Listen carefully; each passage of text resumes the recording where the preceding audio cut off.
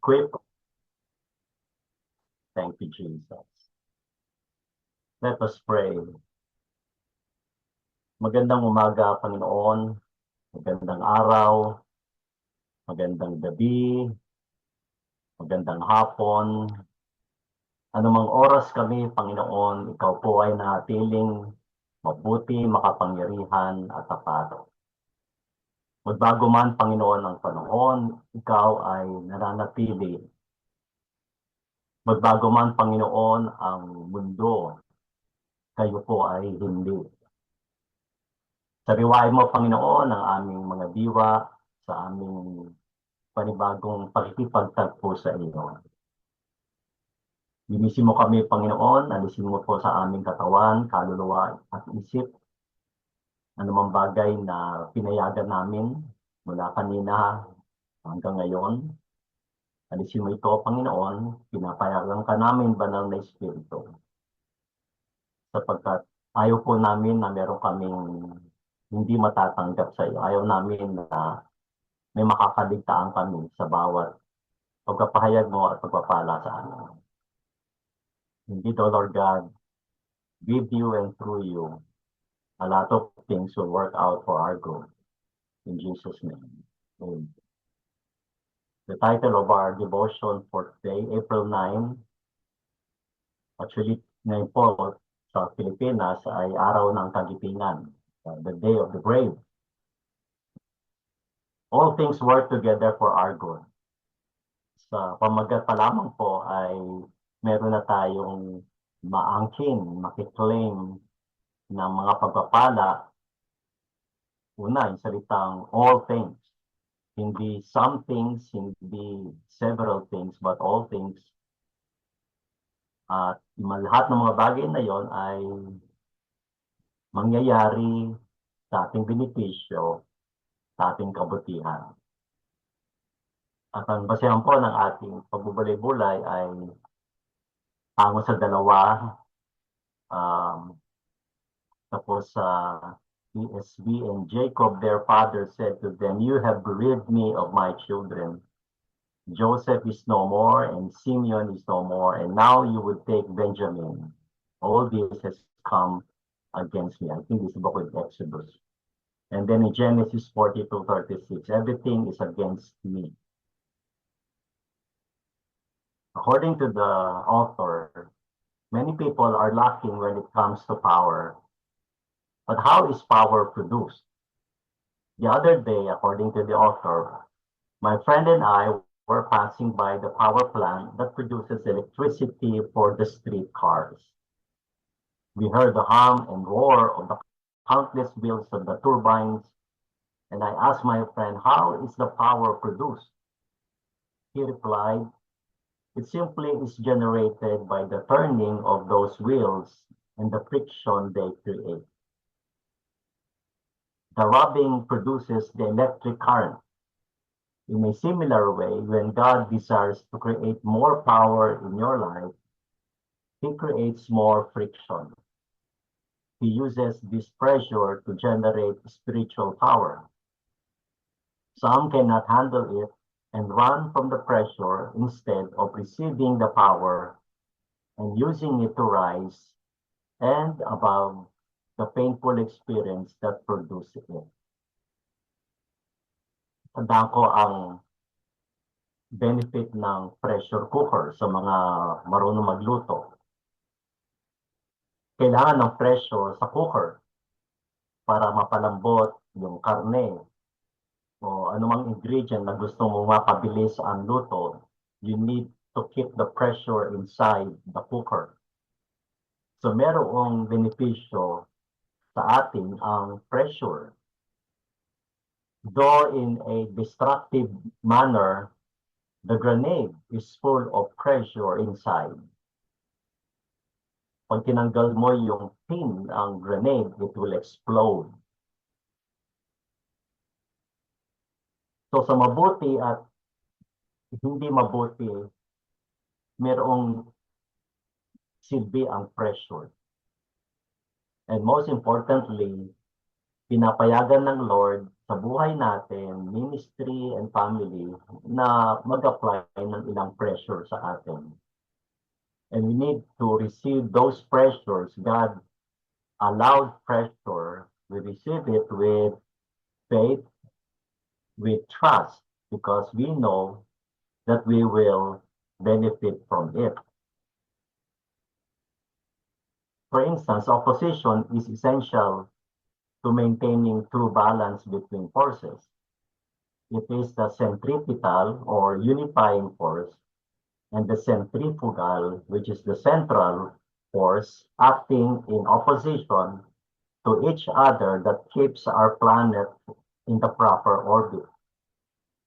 The propelling action coupled with the repelling or resisting counteraction keep the Earth in orbit around the Sun instead of flinging or tossing it into space, and a path of certain destruction. So since the creation of the world, lumikha na si Lord ng friction, opposition. There is that resisting force. Kung hindi, babagsak ang planet. So nandun yung unifying force and the central force. Pamisa-misa sinusundan ko yung Artemis 2 na pinadala ng Amerika ang isang space shuttle sa iikot sa Earth ng twice. And then once isang orbit sa Moon.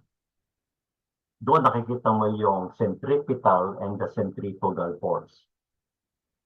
Kung wala yung ganoong creative force or opposition, hindi natin masasaksihan ang mga iyon. God guides our lives in the same way. It is not enough to have only a propelling or driving force. We need an equal repelling force. So He holds us back through the testing ordeals of life, the pressures of temptations and trials, and all the things that seem to be against us further our progress. Yun yung benefit. And strengthen our foundation. Kaya yung text natin na all things work together for good sa Romans 8:28. Though sometimes we thought and we perceive trials, temptations, hardships in life is going against us. But in reality, God allows those trials, even sickness, He allows it for a greater purpose. To strengthen us and for us to experience progress. Kaya nga, ito nakikita natin gera sa Middle East. Huwag lang natin ipag-pray na matigil yung gera kung hindi makita natin yung greater purpose ng Diyos, bakit niya pinayagan ang gera nito. Though there are violence and death, but still, God works for our good. God works for the good of the world. So according to A.B. Simpson, let us thank Him for both the weights and the wings He produces. And realizing we are divinely propelled, and let us press on with faith and patience in our high and heavenly calling. And speaking of wings, alam natin ito, na kaya lamang nakakalipad ang ibon at maging ang eroplano is because they are going against the wind. Against the wind. Kaya pag walang opposing wind, hindi lilipad ang eroplano, hindi lilipad ang mga ibon. So they need some opposing wind. Kaya para ito, katulad ng saranggola, ako'y bata ay mahilig ako magpalipad ng saranggola. So, kailangan kong pumwesto na kung saan haharap ako against the wind para lumipad yung saranggola. Hindi ba ganun din sa buhay natin? Another, in a factory building, there are wheels and gearings. There are cranks, pulleys, belts, either tight or slack. Some are whirling swiftly. Some are turning slowly. Some are thrusting forward. Some are pulling back. Some are smooth and silent. Some are rough and noisy, pounding, rattling, clanking, moving with a jerk. In a wild confusion, in a seeming chaos, lifting, pushing, driving, but they do their work. Lahat yan. Magkakaiba man siya ng reaction, magkakaiba man siya ng position, magkakaiba man siya ng intensity or force, lahat ito ay mayroong benefit. Kaya napaka-powerful yung message sa atin ng Lord. From the mightiest lever to the smallest cog or part or gear, all things move together for the purpose planned. And behind the working is a mind controlling, and a force directing, and a guiding hand. Nandun pa rin at mananatili pa rin ang guiding hand ng Lord maging sa gitna ng opposing situation sa buhay natin. We cannot appreciate God's goodness kung walang paminsang-minsang badness sa buhay natin. Can we appreciate oranges or calamansi if it is not sour? Hindi. Can we appreciate light if there's no darkness? Can we appreciate pain if there is no healing? Lahat ng ito ay kikilos at gagawa para sa ating ikabubuti. So, according to the author, all things are working for the Lord's beloved. Tayo yun. Some things might be hurtful if alone they stood. Some might seem to hinder. Some might draw us backward. But they work together, and they work for good. All the thwarted longings, all the stern denials, all the contradictions hard to understand, and the force that holds them, feeds them, and retards them, stops and starts and guides them, is our Father's hand, according to Annie Johnson Flint. Kaya nga, may contradictions pa din. At we cannot promise that there will be no contradiction, there will be no hardship, there will be no pain. But one thing that God promises us is His guidance, wisdom, and His strength. So how can we pray about this? Allow me to suggest 4 prayer points. First, let us pray for strength in trials. I'm sure lahat tayo katatapos lang ng trials, maring iba nasa gitna ng trials, maring iba palabas na ng trial. Anumang panahon tayo, anumang stage tayo, God will never leave us. So let us spend a moment of silence for 1 minute, and then we'll end with this prayer.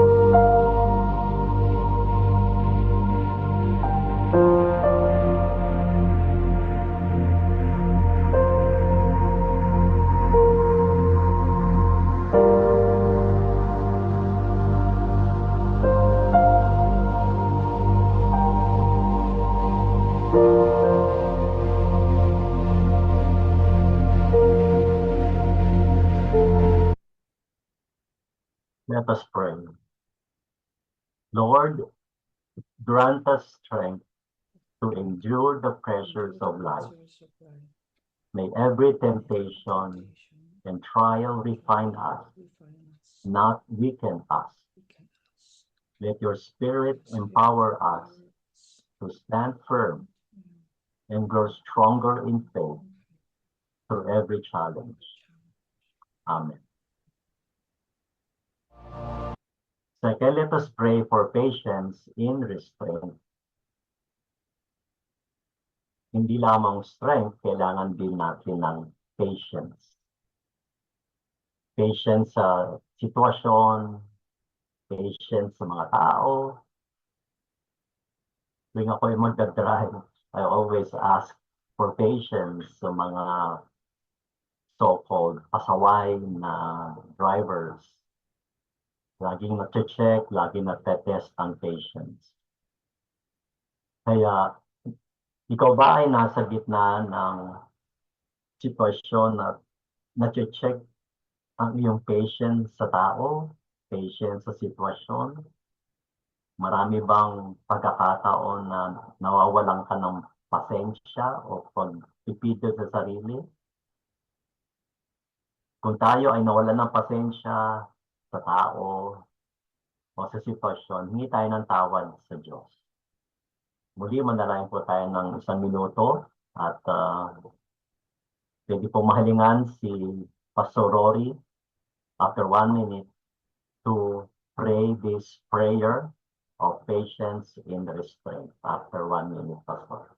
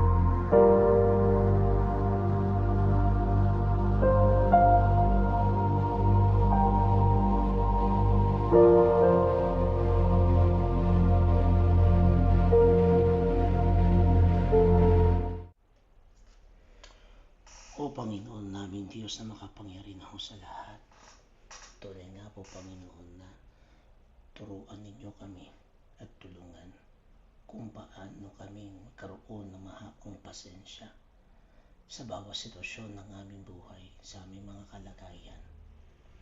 Kayo Panginoon ang siyang aming kailangan, sapagkat sa pasensyang ito Panginoon ay tunay na madalas kaming ngang nasusubok.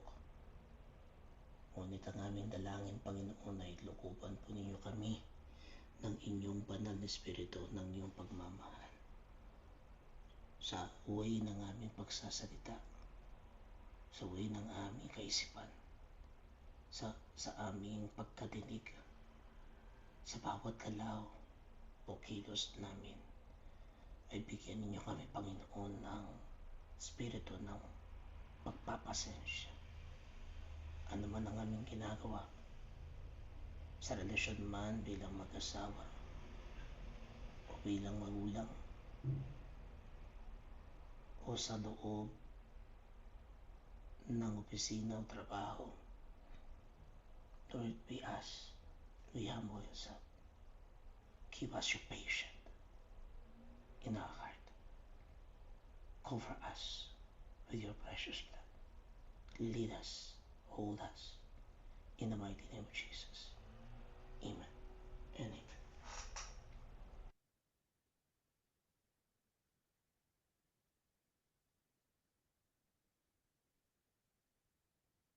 In Jesus' name. Amen. Third, let us trust the Lord in His guidance. Strength, patience, now trust. Magtiwala tayo sa paggabay ng Diyos sa atin. Minsan yung gabay niya, it takes a while, it takes time. Meron siyang guidance na mabilisan, meron din siyang guidance na mabagal. And meron siyang gustong palakasin pa sa atin. Kahit na merong propelling circumstances, let us trust the Lord, trust Him, and trust His ways. After 1 minute, may I ask Sister Finette to read this closing prayer. Thank you.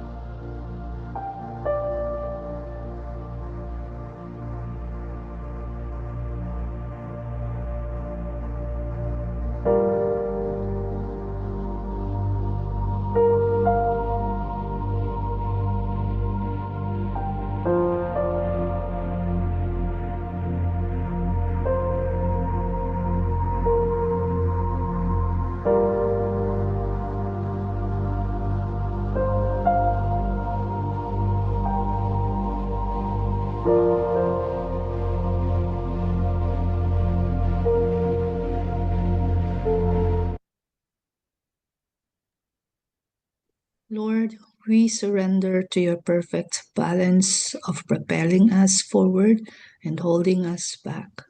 Help us to trust that both the push and the pull are for our good, shaping us into who you have called us to be. Amen. Amen. Number 4 is foundation in faith. Hindi natin mapagtatagumpayan, walang progress, kung ang ating pananampalataya ay hindi founded kay Lord at sa kanyang salita. The greatest foundation a Christian must have is foundation in our faith in Him. How is your faith right now? How are we doing in the midst of trials? Maaaring hindi tayo directly involved sa trials, but somehow we are also affected kasi meron tayong gustong mangyari kaagad, gusto natin mabilisan, itatanong tayo, why him, why her? Pero ganun pa man, ang turo sa atin ng Panginoon is to have faith in Him. At huwag tayong masusway, huwag tayong madidistract ng mga bagay na nakikita natin. Okay, let us pray silently and ask God to keep our faith steadfast and strong.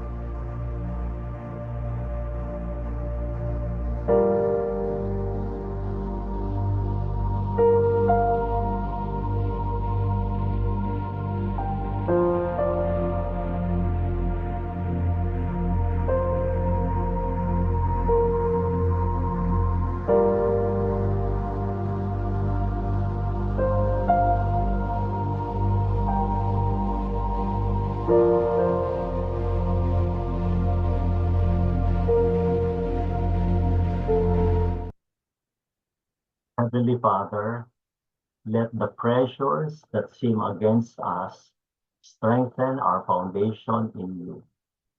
May we be rooted deeply in your word, unshaken by storms, and steadfast in your will. All this we pray in Jesus' name. Amen.